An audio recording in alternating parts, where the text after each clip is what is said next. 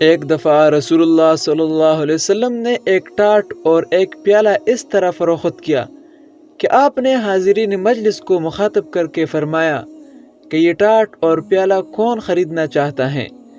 ایک شخص نے عرض کیا کہ یا رسول اللہ، میں یہ دونوں چیزیں 1 درہم میں لے سکتا ہوں۔ آپ نے فرمایا کون 1 درہم سے زیادہ دینے کو تیار ہے؟ تو ایک دوسرے صاحب نے آپ کو 2 درہم پیش کر دیے، تو آپ نے وہ دونوں چیزیں ان کے ہاتھ بیچ دی۔ اس حدیث سے معلوم ہوا کہ نیلام کے طریقے پر خرید و فروخت جائز ہے، اور خود حضور صلی اللہ علیہ وسلم نے ایسا کیا ہے کہ ایک نہایت مفلوس اور مفلوک الحال انصاری صحابی حضور صلی اللہ علیہ وسلم کی خدمت میں حاضر ہوئے اور اپنی حاجت مندی کا حال بیان کیا اور آپ سے امداد و اعانت کی درخواست کی۔ آپ نے یہ دیکھ کر کہ وہ محنت کر کے کمانے کے قابل ہے، ان سے پوچھا کہ تمہارے گھر میں کچھ سامان ہے؟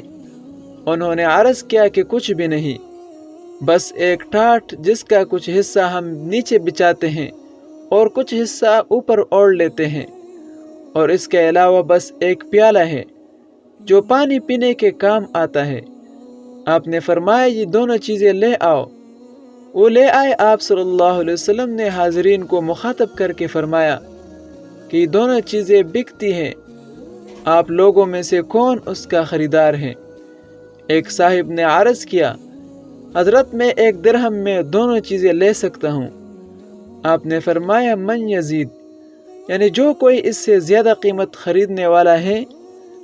ایک صاحب نے 2 درہم نکال کر حضور صلی اللہ علیہ وسلم کو پیش کر دیے، تو آپ نے دونوں چیزیں ان کو دے دی، اور جو 2 درہم انہوں نے دیے تھے وہ آپ صلی اللہ علیہ وسلم نے اس انصاری صحابی کو دیے، اور فرمایا ان میں سے 1 درہم کا کھانا پینے کا کچھ سامان خرید لینا اور گھر والوں کو دے دینا، اور دوسرے درہم سے 1 کلہاڑی خرید کے میرے پاس لے آؤ۔ انہوں نے ایسا ہی کیا، اور کلہاڑی خرید کر حضور صلی اللہ علیہ وسلم کی خدمت میں حاضر ہوئے۔ آپ نے اپنے دست مبارک سے اس میں لکڑی کا دستہ لگایا اور ان سے کہا کہ یہ کلہاڑی لے کر جنگل نکل جاؤ، لکڑیاں لاؤ اور بیچو۔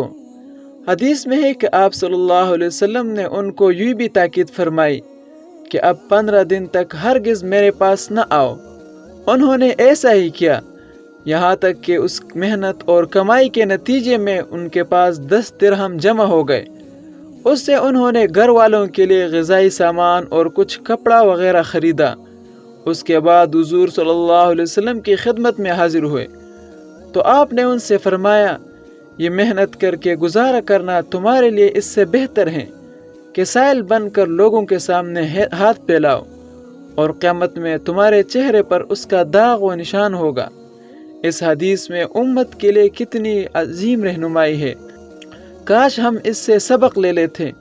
اللہ تعالی ہمیں حضور صلی اللہ علیہ وسلم کے فرامین پر عمل کرنے کی توفیق عطا فرمائے، آمین یا رب العالمین۔